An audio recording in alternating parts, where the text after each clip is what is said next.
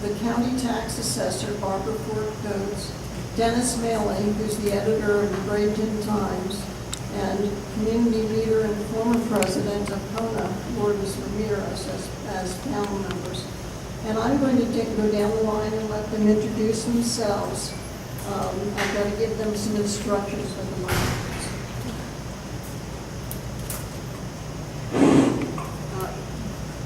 We only have two that you can use if you'll share. Introduce yourself.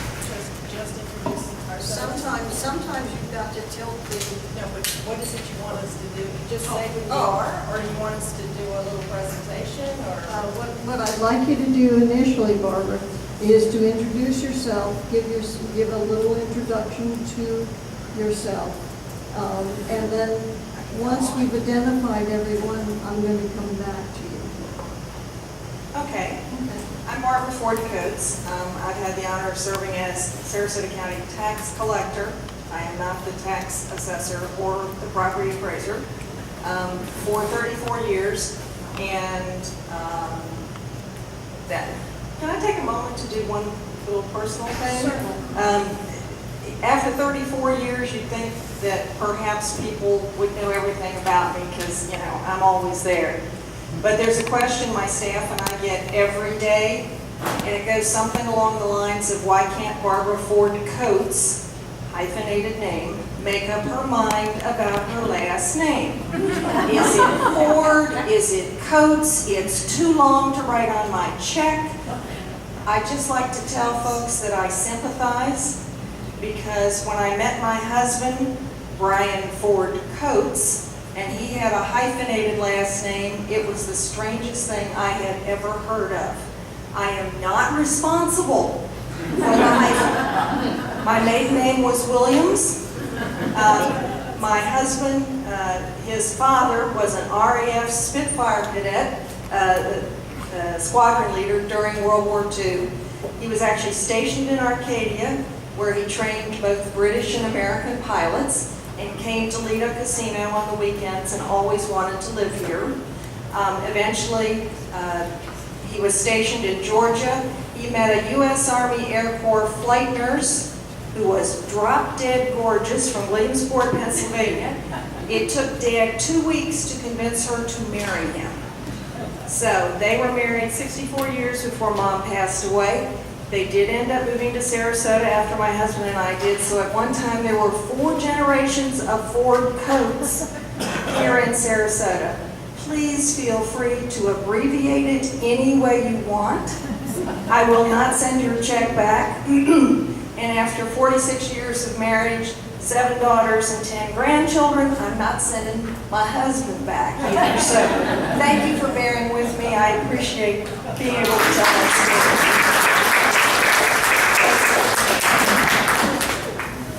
Hello, my name is Dennis Maley.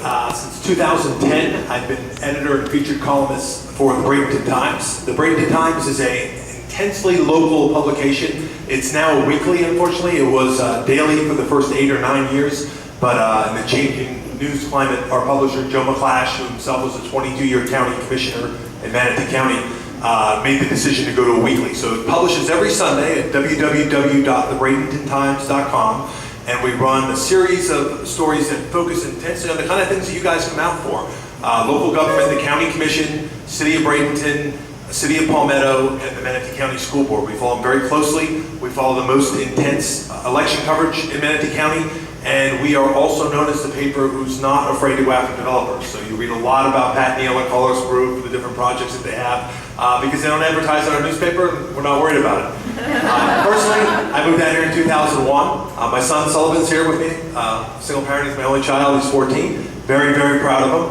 He's a Cook Scholar who will be going to the University of California, Santa Barbara this summer for a month. Last summer he was up in Penn studying as a Cook Scholar there. And he's going to be starting his sophomore year at St. Stephen's. I was a military officer myself. I went to college at Shippensburg University where I studied government and economics. I was also a 3-time All-American on a boxing team. Got a unique opportunity after graduation to go into the Army, got my commission, and then was the Army boxing champion for a couple of years and got to travel around with the Army World Class Athlete Program Ended up down here because my pro career got cut early with a career-ending injury, and was fighting with a brother in Tampa, and it seemed like a good place to stay. So I've been here since 2001. I'm very involved in the community, and I'd like to close by thanking you guys for being here, because there's nothing that gives me more motivation than coming out and seeing groups of activists and engaged citizens. Because when we get frustrated, when we lose the fights, which we probably lose 9 out of 10 of them, you realize that the only reason that happens is because not enough people are paying attention. You guys are part of a small minority, unfortunately. We have to remind ourselves that a lot, because we get in our bubble and we go to all these great groups and we get in all these great environments, and we kind of sometimes think in our minds, I believe, I know I do, I'm guilty of it, that that bubble's bigger than it is, and that more people care and more people are following along. But when you look at things like a county commission race in Manatee County, for example, if it's a county-wide race, about 130,000 people will vote in it, in the general. And I would give a very, very optimistic estimate that maybe 10,000 of those voters know one position about either of the candidates. So it's mostly straight ticket, and maybe a little bit with your direct mail pieces. The money ends up winning almost all of the time. And the only way to beat that is with the informed voter. I've always been someone, ironically, when people have talked about turnout, and they say, oh, you know, we got to get more people out. You know, this is a country where only half the people vote. If we change that, we'll win. And I say, no. We'd do better if we had 20%, because half the people now don't even pay attention. They just come out and check a block. Last election, that was the one where more people voted, and you saw what happened. So what we need is more engaged citizens, more informed voters. So the best thing you can do is just try to bring a neighbor, try to bring a friend, try to get into something like this, because that's the only way change is going to happen. Again, thank you for being here. Dennis, you mentioned which office did you run? I briefly mounted a campaign for State House in 2008. Quickly learned a lot about politics, and was going to run as a Democrat, and was quickly disillusioned about how little input that you would have. I was told right off the bat, we don't really want policy. We have a lot of people that put that together. We want somebody who can raise money and get elected, and that's pretty much it. We're not that interested in what you think. So I went back to journalism, and I said, you know, the best way for me to impact the community is to be able to bring important issues to light. And I have state representatives call me every week trying to get me to shine attention on them, so I think that's the best use of my talents right now. Thank you. Lourdes. Hi, I'm Lourdes Ramirez, and I also am not afraid to go after and speak up against the developers, and I try to get him to write about the county commission races, but it's only covering Manatee County. I've been active in Sarasota County since I moved here. I moved here in 1999, and immediately I started seeing things that I didn't like, where one small house was being torn down and then 2 mega houses were being put in place, practically lot line to lot line, and that got me active. And so I started to watch and read the zoning code. I became active on the CSAQ Association, and I was its president for 5 out of 9 years I was on that board. I was also very active on CONA as a member, and eventually became on the board and became its president for about 3 years, and even winning the Citizen of the Year award. So I decided to run for county commission because I really think we need time for a change to make sure that we have people there representing the people. Currently, I'm the president of the Women's Republican Club of Sarasota. I'm also on the board of the Sarasota Republican Club. So I'm very active in local politics, and I know very much the zoning code, and I'm really looking forward to explaining the ballot amendments to you, because in 2016, when I was on the board of League of Women Voters, and we were going over the 2016 ballot amendments, and you probably knew how deceptive some of that language was. So it's really important, and I'm so glad to see you out here to be informed of what these amendments means and how it impacts our community. So thank you. Lourdes has provided some pamphlets here, and we've got copies up at the table if you want to refer to it or to take the copy home with you when you're finished. I'd like now to go back to Barbara and to have Barbara discuss some historical information regarding the Constitutional Review Committee. Yeah, so 2 reasons why I'm here to talk about the Constitution Revision Commission. First, in 1997, I was honored that Governor Lawton Childs appointed me to the 1998 Constitution Revision Commission. So I had the opportunity to serve on that commission in 1998.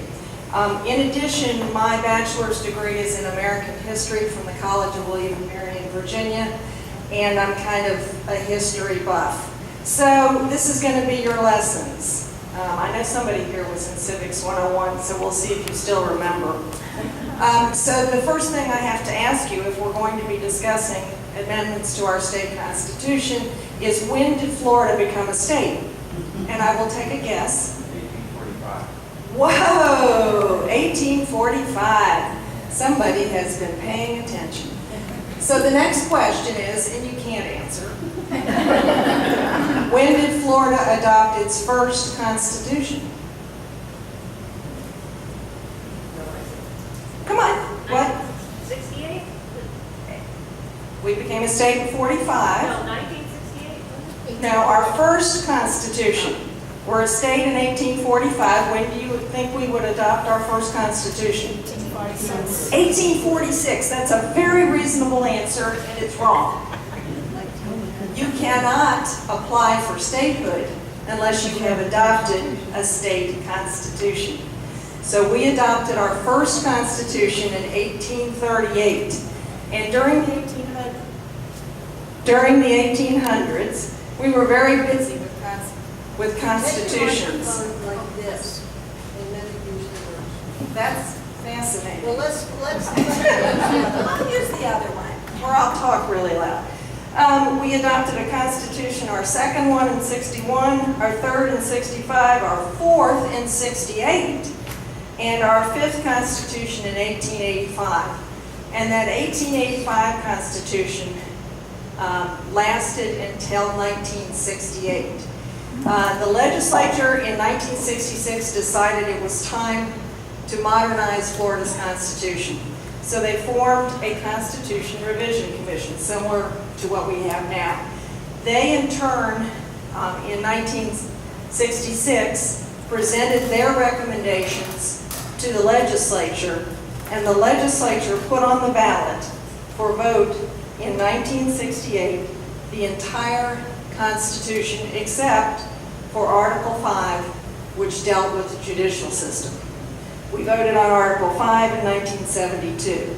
So the Constitution we have today was established in 1968, and that is where we see our Constitution Revision Commission. We're the only state in the Union that has a regular Constitution Revision Commission. When it was created in 68, the first commission was to meet in 78, 10 years later, and then 20 years thereafter. So in 1978, the first commission was placed into existence, and at that time, there were Democrats in the governor's seat, the House, and the Senate. And the commission is made up of 37 people. There's one automatic member, the Attorney General. 40 members are appointed by 4 people. That's because there are alternates. I know 37 and 40 don't go together, so there are 37 voting members. The governor appoints 15 and designates the chairman. The Senate President and Speaker of the House each appoint 9, and the Chief Justice of the Supreme Court appoints 3. So in 1978, all of those folks were appointed by Democrats. They proposed 8 amendments. All were rejected by the voters. And at that time, it only took a 50% vote to pass an amendment. So that was pretty much of a failure. In 1996, Governor Childs, knowing that the Constitution Revision Commission was going to need to be appointed the following year, took the time to create a steering committee of former members, of representatives from the Senate and the House, to start talking about how the commission could best go about its work. That steering committee created a budget, submitted that to the legislature. came up with all the rules and regulations as they were going to propose, set up all the places for public hearings, and obtained the locations long before the commission was appointed. We were all appointed in May following the legislative session in '97. Again, this time we had a Democratic governor, a Democratic attorney general, but the House and the Senate president and Speaker of the House were Republicans. So we were a balanced commission. When we discussed issues, they were truly debated. We presented 9 revisions on the '98 ballot. 8 passed. And I believe to this day they passed because we worked very hard. We also required a 2/3 vote for an item to get to the ballot. Our committee system did not kill any proposals. Every proposal had to be voted on by the 37-member commission.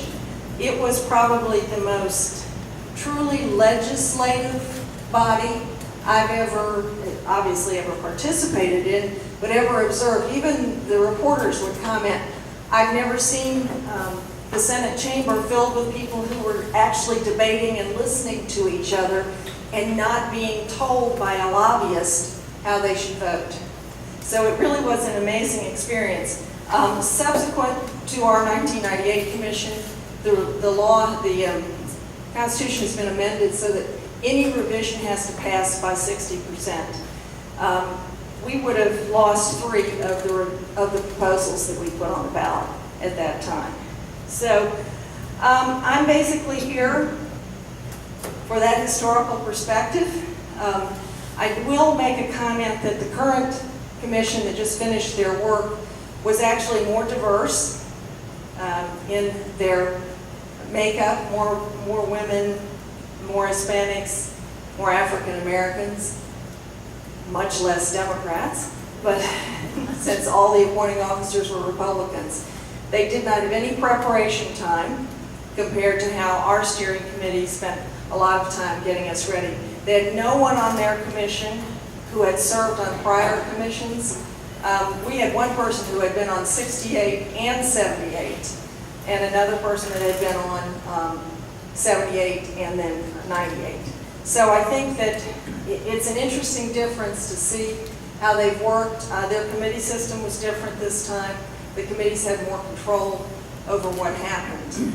So I think one good thing, as I was saying earlier in conversation, is that the internet, I think, provided a lot of opportunities for people to submit suggestions. I know I tried to fix the universal primary proposal, which was my amendment that I wrote and proposed and the voters passed, where if it's a primary, it's the last election because there's no other party with a candidate. We should all be able to vote, because basically it's the general election. We never considered the possibility of write-in votes, throwing that to the general election and closing the primary. Unfortunately, that issue lost by 3 votes on the last day of the meeting of this CRC. So with that, I will pass it on. Dennis, would you discuss the board perspective? Sure. I actually wonder at this point whether the CRC is something we still, I won't say need to do or should do, but can do effectively.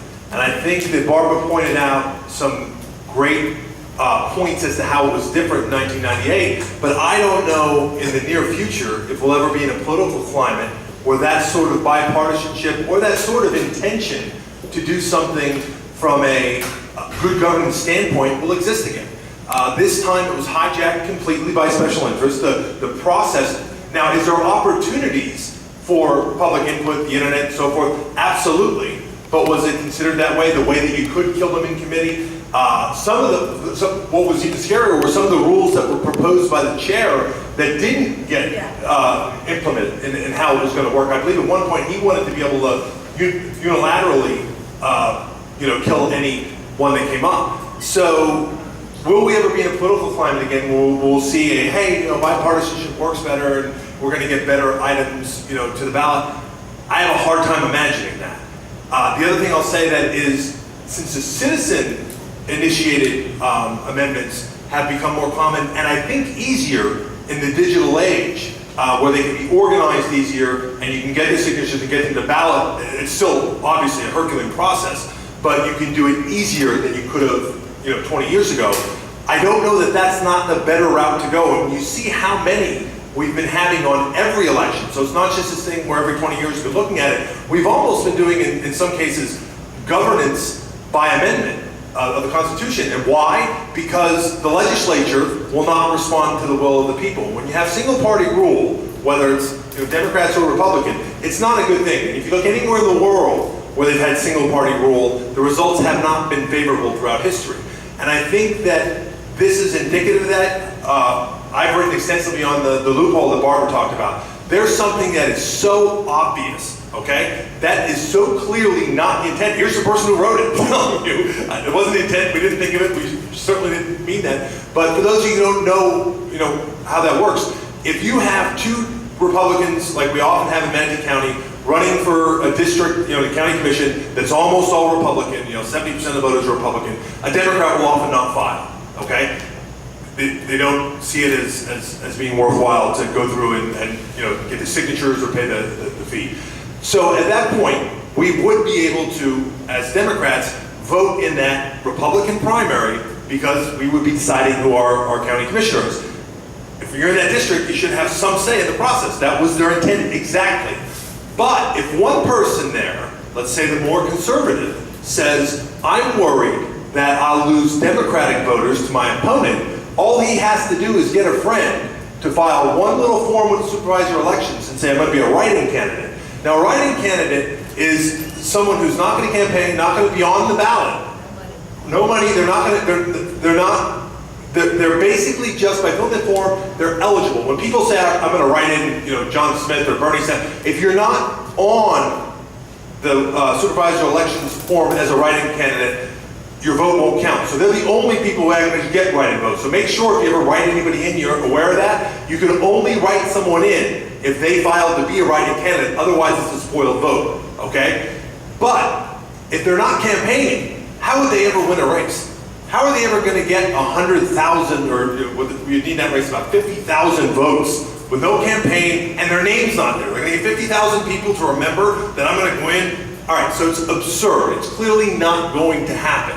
It clearly wasn't the intent, but the legislature hasn't fixed it in all these decades since. So that's one of the arguments. You want to have these other ways to make laws because we have, things. Look, with the automatic weapons, or the background checks, or with the 18-21 of purchasing a gun, the mental health with gun purchase.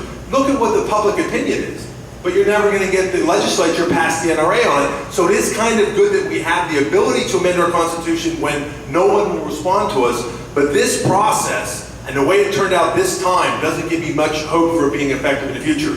The grouping, that's the one I had the biggest problem with. When you have sometimes three complicated issues grouped onto one proposal, that someone's supposed to sit there and think about it and think, well, and then weigh and say, maybe I'm for one and against the other. And then you look at some of them and you wonder whether or not it wasn't strategically done to make sure that you get a certain result. Like, for example, why is offshore drilling, right, and vaping indoor workplaces? One, you have an incredibly important issue that people are educated on, understand, has been around for a long time, offshore drilling, of course, and you can have an intelligent vote on that. Vaping in the workplace, is that really something that needs to be in our Constitution? We can't pass a state law, we can't leave it up to local ordinances, we can't leave it up to the workplaces themselves for now. We don't know that much about vaping, the secondhand effects of it, and so forth. The small government people, which supposedly dominated this commission, aren't they the ones to say, hey, you should leave that in local government's hands? So it makes me think, smokers, that's a strong, passionate group when it comes to certain things. It makes me think, hey, were they maybe trying to organize a certain group that's going to go single issue on that, and that'll be enough to tank the offshore drilling? I don't know, but I know that you shouldn't have to pick both of those things together. So in my opinion, any of them that are grouped, I'd vote no on. if for no other reason than to send a message that we don't want to do it that way. And in fact, one of the ones I would have liked to see would have been to enter into the Florida Constitution that you cannot group different issues on one amendment proposal. That would have been a great one I would have gotten right behind. But I'm not happy with the way this process turned out. I don't think it was productive, and personally I'm going to vote no on every one of them, and as much for any other reason as protest. And I'm not giving this CRC a single one that they're going to be able to take credit for. That's my position. Thank you. Now, Lourdes? Okay, just before we start going down the amendments, I do want to stress that besides the 13 amendments to change our Florida Constitution, there are also going to be some local amendments as well. The one that we know for sure is the County Commission is going to put on the ballot an amendment to ask us if we are willing to allow the county to do the legacy trail. But they need $65 million. They need approval for that because anything over $20 million requires a referendum. So that's going to be on the ballot. So I'm strongly going to recommend as we go through this, and you can see how complicated it is, if you don't do vote by mail, you may want to do it this year because it's going to be long. You don't want to stand online and wait for somebody to read each one. So that one of locally has to do with the legacy trail is going to be on the ballot. Two potential ones, as you heard, hopefully reopen Beach Road, which is going to be 2 amendments. And then there's also the one about single member districts that may also be on there. And that's not including if you live in the city of Sarasota and Northport. I think Northport is going to have an additional 8. And the city of Sarasota is going to have like 3, Eileen, or something like that. So on top of the 13 for the state, 3 for the county, the city of Sarasota is going to have like 3 others, I believe, and Northport's going to have 8 others. So if you're in any of those communities, you will want to vote by mail. So what we'll do is we'll go through each one, each ballot amendment, and describe it. And what I did was I looked around to see if anyone's taking a position. And even though I'm not on the board of the League of Women Voters, I did ask them if they've taken a position. So I will mention what their position is and why, so at least you can hear different points of view. So I want to start with Amendment 1. And Amendment 1 was put on by the legislature, and it's about increasing the home values. You know, right now we have a tax exemption of $50,000. And this is talking about increasing the value of our tax exemptions, an additional $25,000 if your house is valued over $100,000. Now, did you want to talk about Amendment 1, either one of you? I didn't know we were going to talk about this, the non-CRC ones, but I definitely would comment on that. This is something that is extremely important, probably the most influential one on the ballot. And the concern is, who's not going to vote to increase the homestead? Personally, following local government for years and years in the budgetary process and spending, I will tell you, I think it's a horrible, horrible idea to vote and approve this.